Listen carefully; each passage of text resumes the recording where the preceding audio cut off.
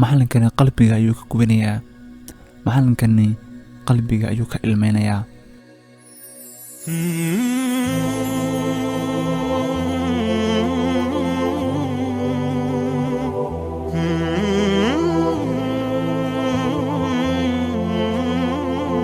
السلام عليكم ورحمة الله وبركاته. soo dhawaada tawadayaal, tan waa qiso xambaarsan dareen gaara. wuxuu ahaa macallin indhoolaha, wuxuu dhigi jiray dugsiga dowladda mid ka mid ah. maalin kasta wuxuu geli jiray xiisado, laakiin maxaa dhacay? waqtiga xiisadiisa joogto ardaydu way iska ciyaari jireen oo dheg umay dhigi jirin, hadalkiisana ciyaar bay ka dhigan jireen. waxaa u soo gashay maalin maalmaha ka mid ah macallimada oo ka mid ah macallimiintii iskuulka, waxayna ku dhahday, macallin, shaqadan ma qaban kartid sababtoo ah markaad xiisaha dhigaysid ardayda qaar baa iska maqan, qaar baa ciyaara, markaa macallin waa laga wareejinayaa shaqadan. macallinka aad ayuu u yaabay, uuna naxay, wuxuuna dareemay in awoodii ay ka maqan tahay. maamulka dugsiga ayaa wuxuu qabtay shir waalidiinta ku saabsan, ay waalidiinta ku wada shirayaan. macallimiintii oo dhan waa xaadir, wayna joogaan. macallinkii indhoolaha ayaa ka maqan oo wuxuu ku jira xafiiska macallimiinta, laakiin waa uu soo baxay oo uu soo socday.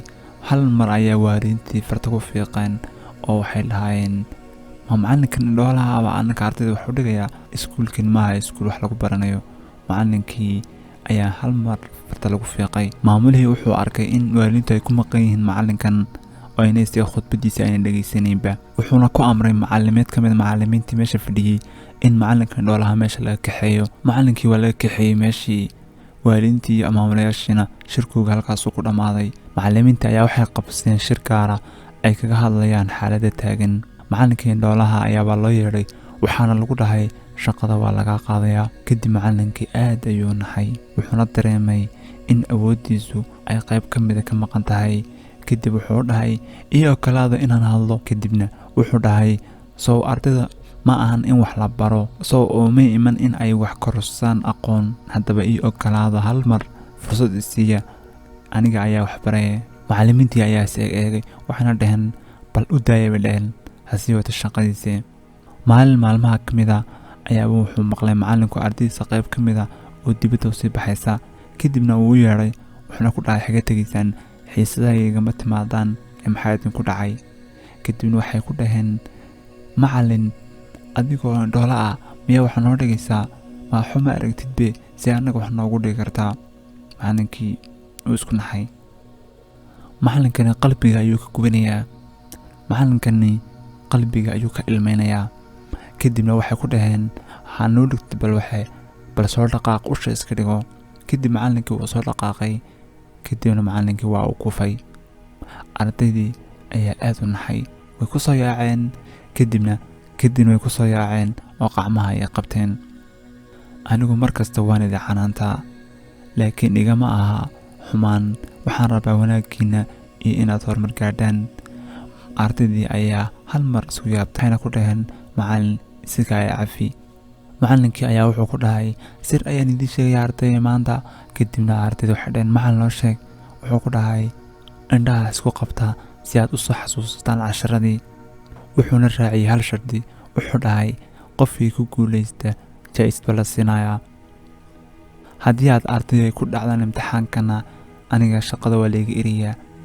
kadibna ardaydu waxay bilaabeen in ay farriimo isku diraan meejisyo, waxayna dhahayeen, soo akhri, soo dadaal ayay isku lahaayeen, iyaga isku dhiirigelinayay si macallinka wanaagsani uuna uga tegin.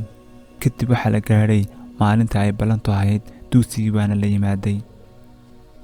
arday kastaana wuxuu isku soo dayey sirtii macallinkiisuu siiyey. imtixaankiina way ku wada baaseen. macallimiinta iyo ardayda waxaa la siiyaa jaa-isooyin kuwaasoo laga farxinayo dadaalkooga.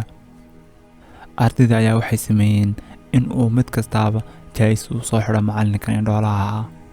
waxaa dhacday xaflad lagu guddoonsiinay jaa-isooyinka macallimiinta ugu dadaalka badan. dhammaan waxaa meesha jooga waalidiintii iyo ardayda oo dhan. macallinkii indhoolaha uu ka maqan yahay wuxuuna joogaa xafiiska macallimiinta. 2 arday ayaabaa yaacay, kadibna way soo kaxeeyeen intay qacmaha soo qabteen. ardayda dhammaan waxay ku qaylinayaan ereyo ay isku soo hagaajiyeen oo ay macallinka ku soo dhaweynayaan. macallinkii ayaa qiiro la ilmeeyey, qosol iyo farxad isku daray. Kadib macallinkii arday kasta wuxuu guddoonsiiyey jaa'isid.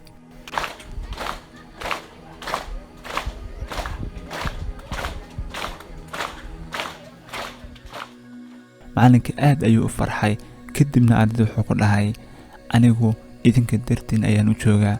Haddii aan idinka ahaan lahayna shaqadan maan sii hayeen. Aad ayaad mahadsantihiin dadaalkiina iyo wanaagaad iyo muujisaan. Macallinkii waa sii baxay. Kadibna ardaydu way ka daba yaaceen iyagoo ku dhegdhegaya. Qisada tan ujeedada aan ka leenahay waxay tahay in aynu ilaalino dadka naafada ah, dadka awoodda Ilaahay uu ku siiyey aan haysan. Waa imtixaan. Curyaankaba caga looma waayine inta caafimaad qabtaa lagu imtixaamayaa.